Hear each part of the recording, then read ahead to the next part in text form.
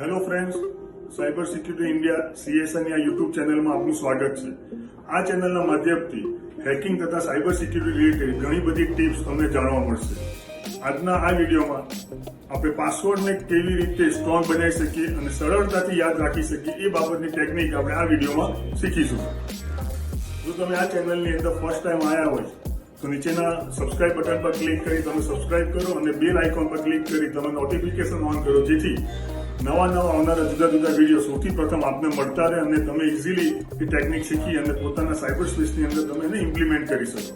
Password માટે આપણી simple technique શું હોય છે કે આપણે જ્યારે પણ પાસવર્ડ ડિઝાઇન કરતા હોઈએ ત્યારે આપણે કોઈનું નામ યાદ રાખીએ છીએ, કોઈની બર્થડેટ યાદ રાખીએ છીએ, મોબાઈલ નંબર યાદ રાખીએ છીએ અને આપણે પાસવર્ડ ડિઝાઇન કરી દઈએ છીએ. પણ એ સૌથી ખોટી રીત છે.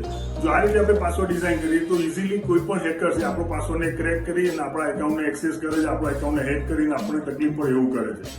તો આજના વિડીયોમાં આપણે બહુ સરસ ટેકનિક શીખીશું કે પાસવર્ડને કેવી રીતના સ્ટ્રોંગ બનાવવો. જનરલી લોકોને શું થયું, પાસવર્ડને યાદ કરતી વખતે જનરલી તકલીફ પડતી હોય કે હું સ્ટ્રોંગ પાસવર્ડ બનાવીશ તો મને યાદ નહીં રહે, પછી પાસવર્ડને વારી ઘડી ચેન્જ કરવાનો થાય તો એનાથી યાદ નથી રહેતું એટલે ચેન્જ કરવા માટે અવોઇડ કરતા હોય છે. પણ આની અંદર એટલી સિમ્પલ આપણે ટેકનિક શીખીશું કે જેનાથી તમે એકદમ સ્ટ્રોંગ પાસવર્ડ બનાવશો, કોઈ પણ વ્યક્તિ એ પાસવર્ડને ક્રેક નહીં કરી શકે અને તમારા દરેક સાયબર એકાઉન્ટ, તમારા દરેક સાયબર સ્પેસના એકાઉન્ટ, ફેસબુકનું એકાઉન્ટ હશે, બીજું કોઈ સોશિયલ મીડિયાનું એકાઉન્ટ હશે, ઈમેલ એકાઉન્ટ હશે, બેંકનું એકાઉન્ટ હશે, એ બધા જ એકદમ સરસ સિક્યોર રહેશે. તો ચાલો આપણે એ ટેકનિક શીખીએ.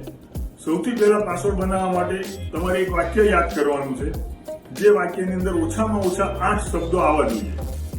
ફરી રિપીટ કરું, એક વાક્ય તમારે બનાવવાનું છે જે વાક્યની અંદર ઓછામાં ઓછા 8 શબ્દો હોવા જોઈએ. ત્યારબાદ દરેક શબ્દનો પહેલો અક્ષર તમારે લેવાનો છે. પહેલો અક્ષર લીધા પછી એ દરેક અક્ષરને કીબોર્ડની અંદર રહેલા જુદા જુદા સિમ્બોલ અને જુદા જુદા ન્યુમેરિક ડેટા જોડે તમારે એને સેટ કરવાનું છે. જો તમે આ રીતે સેટ કરશો તો તમને એક નવો, કોઈ પણ વ્યક્તિ ગેસ ના કરી શકે એવો અને તમને એકદમ સ્ટ્રોંગ પાસવર્ડ તમારો ડિઝાઇન થઈ જશે. હવે ડિઝાઇન થયા પછી ફરી એક પ્રશ્ન ઉભો થશે કે આપણે યાદ કેવી રીતે રાખવું. યાદ રાખવા માટે પણ સરળ ટેકનિક છે કે તમે જે વાક્ય બનાવ્યું છે, તમે જે વાક્ય વિચાર્યું છે, એ વાક્યને તમારે યાદ કરવાનું છે. જ્યારે પણ તમે પાસવર્ડ એન્ટર કરો ત્યારે એ વાક્ય તમારે યાદ કરવાનું છે. તમે જ્યારે વાક્ય યાદ કરતા જશો એટલે ઓટોમેટિક તમારા માઇન્ડની અંદર એ વસ્તુ રિયલાઇઝ. આ અક્ષરની જોડે મેં કીબોર્ડનો આ સિમ્બોલ અથવા કીબોર્ડની આ કી, કીબોર્ડનો આ ન્યુમેરિકલ વેલ્યુ અથવા મેં અપર કેસ કે લોઅર કેસ કરીને ઓટોમેટિક તમારા માઇન્ડની અંદર એ વસ્તુ સેટ થઈ જશે.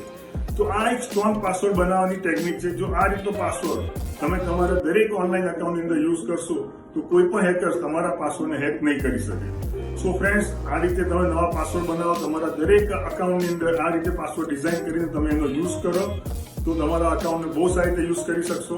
તો આજના વિડીયોમાં તમને આ સરસ ટેકનિક શીખી. ફરી આપણે નવા વિડીયોની અંદર નવી ટેકનિક સાથે આપણે ફરી મળીશું.